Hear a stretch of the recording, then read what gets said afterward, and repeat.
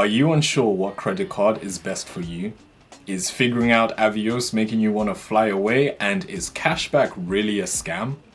My name is Nyasha, the CEO. I'm an investment analyst and a careers coach, and I'm here to talk to you today about credit cards.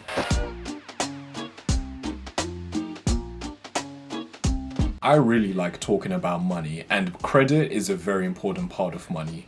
One day, I was trying to figure out what credit card I should get, and I got really frustrated by all the different options. Nectar points, Avios points, cashback, some cards had fees, there's gold, there's platinums. All of it was so much for me, and I honestly felt like it's intentionally designed that way so that there's so many different types of perks and benefits that it's so difficult to actually figure out how much am I getting from this card, how much do I get from that card, is this worth it? But fortunately for you, I went into Excel and I did all the calculations on the top 5 cards. So here's how we're going to figure out what the best credit card is in 2025. To figure out what card is the best, we need to start with deciding how much is going to be spent on each card. What I did was that I took data from the ONS on the average household spending. This is a great starting point since credit card rewards are linked to how often you actually use the card. From there, I was then able to make some removals to make this as accurate as possible. Housing costs like rent, mortgage, utilities, I removed that because you can't often use credit cards to pay for those, so we wouldn't be able to qualify for reward points. On top of that, we're also going to be looking at the fees that each card might have, since obviously, if you're going to get, say, for example, £100 of benefits, that's great, but if a card costs £200 a year, that doesn't make sense. Finally, I've parked aside other bonuses like discounted restaurant tickets or like stadium tickets, and I'm also choosing to ignore perks that you get from recommending someone to sign up to your card. The reason why I'm doing that is because that should not be a key decision in you taking a credit card, because you can't guarantee what other people are going to agree to sign up for. So, with that in mind, let's introduce our 5 cards. We have the Platinum card by American Express. We have the Gold card by American Express as well. We have a Barclays card, we have the British Airways card, and we finally have the American Express Cashback card. So, some of these cards give cashback and some of these cards give Avios, but you might not actually know what Avios are. Avios are a loyalty scheme that was introduced by British Airways back in 2011. Normally, you get 1 Avios point for every £1 you spend on each of the credit cards. And in terms of how much an Avios point is actually worth, for this exercise, I'm going with 1 Avios is equal to redeeming 1p.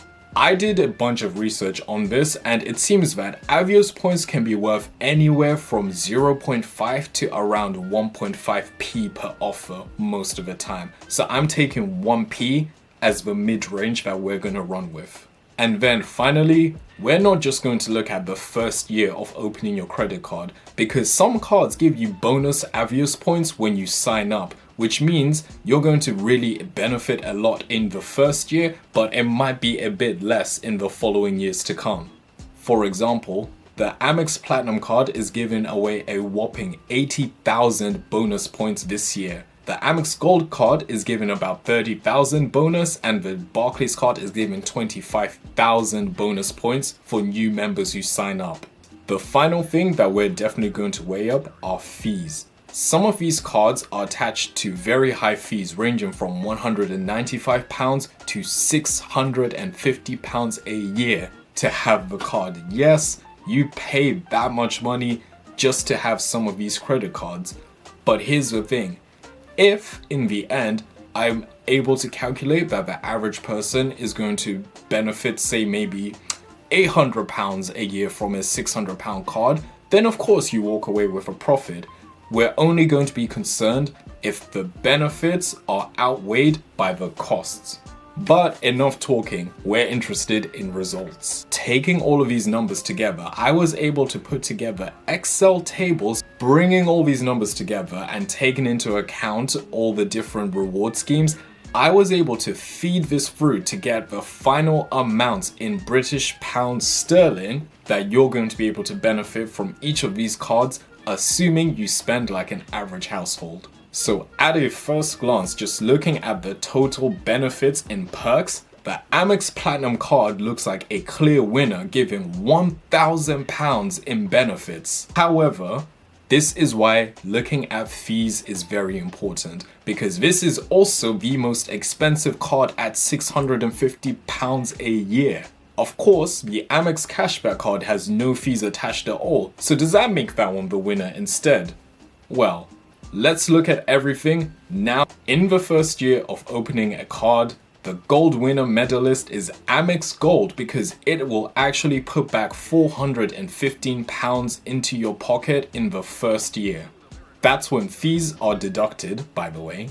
Barclays card and Amex Platinum are the close runner-ups, giving you back £391 and £372 into your pocket respectively after any fees are accounted for. This leaves the British Airways card as the clear loser, putting back only £32 into our pockets. Other cards simply have either no fees in the first year of opening or a very decent bonus, but this British Airways card is offering neither, and that's why they are losing in the first year. But the sign-up bonuses are only in the first year of opening your account. We have to consider the other years and what happens there so we can get the full picture, and this is where the results are gonna surprise you. When we're now considering the benefits of your credit card after the initial year, the clear winner is the Amex Cashback card, which puts back £157 into our pockets. This card is putting back slightly a bit less in your pockets than in the first year, simply because when you initially get this cashback card, you get a higher rate of spending cashback. However, even on the lower rate, this card is still the winner.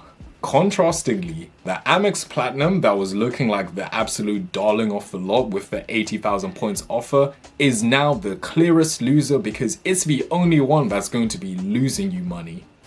Due to that hefty membership fee and no more bonus points, this card is going to cost our average household £428 in a year. Now, this isn't me talking bad on any of these cards. I personally do have one of the cards on this list, and I have to say that credit cards are not a one-size-fits-all solution, and I hope this exercise has really shown you that.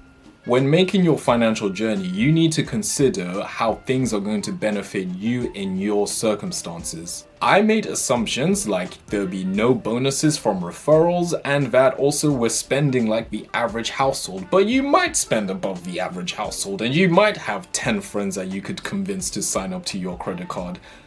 At the end of the day, we're all different and you need to make your own decisions from an informed perspective. I myself personally think that free for your first credit card is always the best, and I personally have the cashback credit card, and the link is below if you want to get my referral. Of course, make sure you do your own checks on what's best for you, and nothing in this video is financial advice. But yeah, you know what my personal winner is. Did these results surprise you? Because they sure as heck surprised me. I was so glad that my favorite card was a winner of the lot. Comment down below for more content that you want to see, and also make sure to like, follow Nyasha the CEO.